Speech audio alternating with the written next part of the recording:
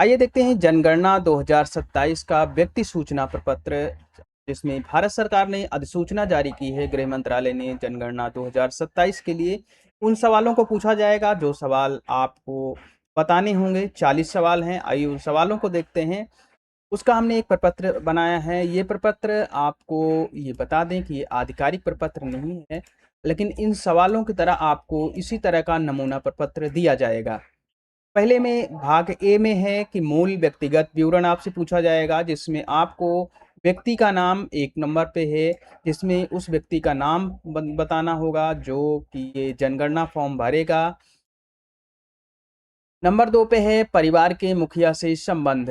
मुखिया, पति पत्नी, पुत्र पुत्री, पिता माता, भाई बहन, अन्य, इसका भी विवरण आपको देना होगा। लिंग, पुरुष, महिला या अन्य, ये भी आपको बताना होगा।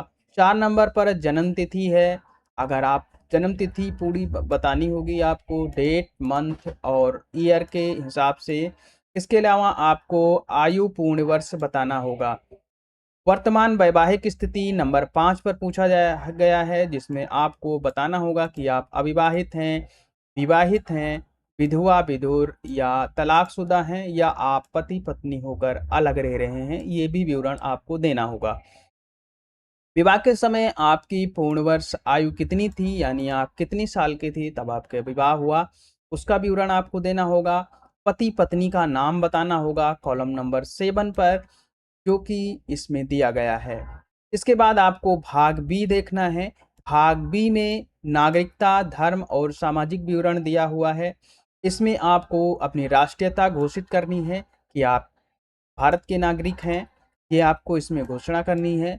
आपको अपना धर्म बताना है। नंबर 9 पर हिंदू हैं, मुस्लिम हैं, ईसाई हैं, सिख हैं, बौद्ध हैं, जैन हैं, या आप अन्य किसी धर्म को मानने वाले हैं, इसका विवरण आपको इसमें देना है। 10 नंबर पर है कि क्या व्यक्ति अनुसूचित जाति यानी एससी या अनुसूचित अनुसूचित जनजाति एसटी से संबंधित है। अगर आप एससी एसटी से संबंधित हैं तो आपको सॉरी सॉरी तो अगर आप एससी एसटी से संबंधित हैं तो आपको एससी कॉलम और एसटी कॉलम में से सिलेक्ट करना है, अन्यथा आपको नहीं करना है।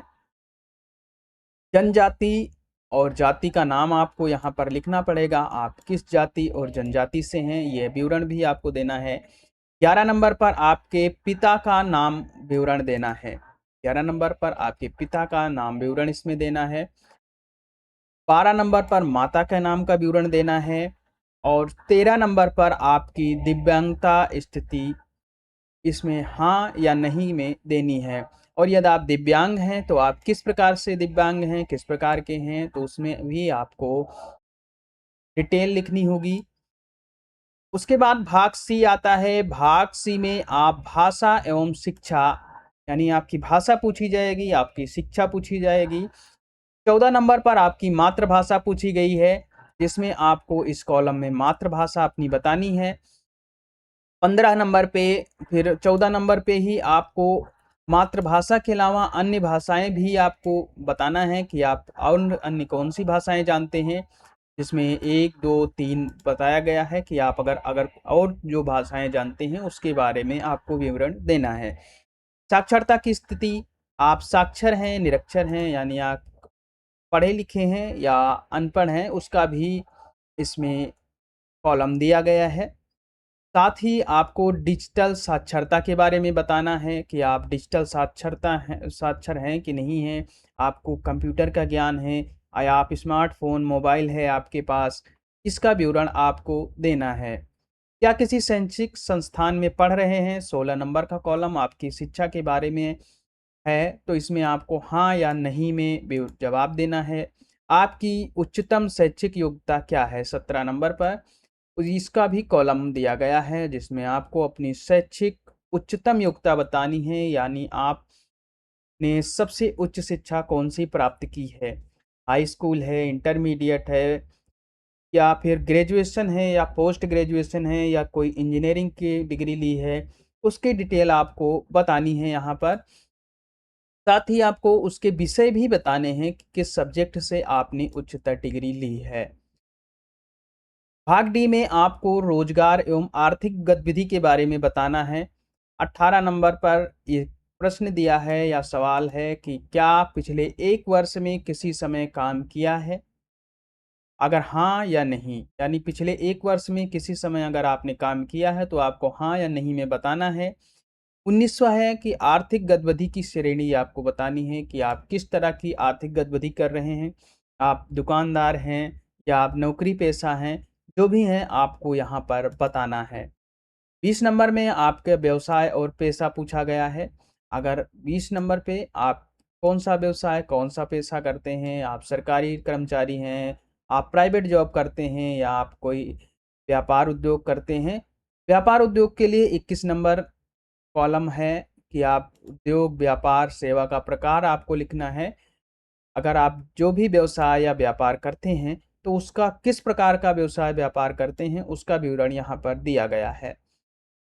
22 नंबर पर है कामगार की श्रेणी, स्वरोजगार, नियोक्ता, वेतन, मजदूरी और अन्य, यानी कि आप स्वरोजगार कर रहे हैं या आप नियोक्ता हैं, यानी कि दूसरों को काम दे रहे हैं या वेतन, मजदूरी कर्मचारी हैं या अन्य इसमें से कोई। गैर कामगार, सीमांत, अर्ध सीमांत और गैर आर्थिक गतिविधियों के लिए भी कॉलम बनी है, जो 23 नंबर पर है कॉकरोचेस के लिए, माफ़ कीजिएगा। तो ये जो 23 नंबर है, गैर कामगार सीमांत, अर्ध सीमांत व्यक्ति की गैर आर्थिक गतिविधि, उसका भी विवरण यहाँ पर दिया गया है कि अगर आप काम नहीं करते हैं, सीमांत हैं या अर्ध सीमांत व्यक्ति हैं, तो उन आपकी गैर आर्थिक गतिविधि है, आप कोई आर्थिक गतिविधि में भाग नहीं ले रहे हैं, तो उसका विवरण भी आपको देना है। 24 नंबर पर क्या आप काम की तलाश कर रहे हैं अथवा काम के लिए उपलब्ध हैं, तो आपको यहाँ पर हाँ या नहीं में जवाब देना है अपना। 25 नंबर पर कार्यस्थल तक जाने का आपका मुख्य साधन क्या है? अगर आप कार्यस्थल पर जाते हैं, तो आपका मुख्य साधन क्या है? आप पैदल जाते हैं, साइकिल से जाते हैं, मोटरसाइकिल, स्कूटर से जाते हैं, आप बस से जाते हैं, ट्रेन से जाते हैं या कार से जाते हैं या अन्य किसी साधन से आप अपने दफ़्तर या कार्यस्थल, फैक्ट्री, कंपनी जहाँ भी जाते हैं, आप किस साधन से जाते हैं। डी के बाद में फिर आता है भाग ई। ई में आपको जन्म एवं प्रवास संबंधी विवरण देना है। आपका जन्म स्थान कहाँ हुआ? 26 नंबर पर कॉलम है।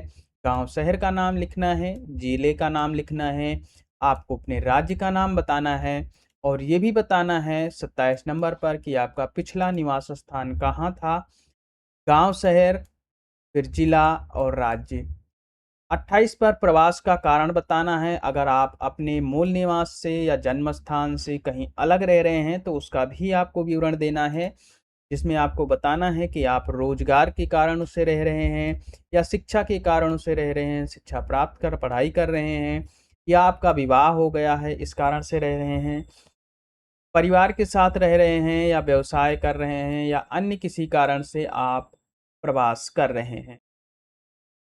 29 नंबर पर वर्तमान गांव शहर में रहने की अवधि पूछी गई है कि आप वर्तमान में जहां पर रह रहे हैं वहां कितने वर्ष, महीने से रह रहे हैं। साथ ही आपको 30 नंबर कॉलम पे आपको अपना अस्थाई आवासीय पता बताना है, मकान से लेकर के जिला, राज्य और पिन कोड सहित। भाग एफ में महिला प्रजनन संबंधी विवरण देना है, जिसमें 31 नंबर कॉलम है कि आप वर्तमान में जीवित बच्चों की संख्या बतानी है, जिसमें कितने पुत्र हैं, साथ ही कितनी पुत्रियां हैं और उसके बाद टोटल कितने आपके बच्चे हैं। अब तक जीवित जन्म दिए गए बच्चों की कुल संख्या आपको बतानी है, टोटल कितने आपने जीवित जन्म दिए गए बच्चे हैं, संख्या बतानी है। पिछले 1 वर्ष में जीवित जन्मे बच्चों की संख्या भी आपको बतानी है। ये महिलाओं के लिए विशेषकर कॉलम है। उसके बाद आता है भाग जी, जो कि अन्य विवरण से संबंधित है। अन्य विवरण में आपको बताना है कि कोविड-19 टीका कहाँ लगवाया था, ये आपको बताना है। फिर कुल बैंक खातों की संख्या कितनी है, 35 नंबर कॉलम है कि आपके कितने बैंक खाते हैं। 36 नंबर पर अगर आपके पास मोबाइल नंबर है, कोई मोबाइल नंबर उपलब्ध है, तो उसका विवरण आपको देना है। 37 नंबर कॉलम आता है जिसमें आपको आधार नंबर देना है यदि उपलब्ध हो, तो उसका भी विवरण आपको अपना आधार नंबर यहाँ पर देना है। साथ ही आपको 38 नंबर वोटर आईडी कार्ड का विवरण देना है, यहाँ अगर उपलब्ध है तो उसका भी आपको यहाँ पर विवरण देना है। आपने अगर अपना पासपोर्ट बनवाया है 39 नंबर पर, तो आपको हाँ या नहीं में जवाब देना है और साथ ही अगर आपने बनवाया है तो पासपोर्ट का नंबर भी आपको यहाँ पर डालना है। 40 नंबर और अंतिम नंबर है कि क्या ड्राइविंग लाइसेंस आपके पास है? अगर आपके पास ड्राइविंग लाइसेंस है तो आप हाँ करिए, नहीं है तो नहीं करिए और साथ ही आपको फिर अगर है तो ड्राइविंग लाइसेंस का नंबर आपको यहाँ पर भरना पड़ेगा।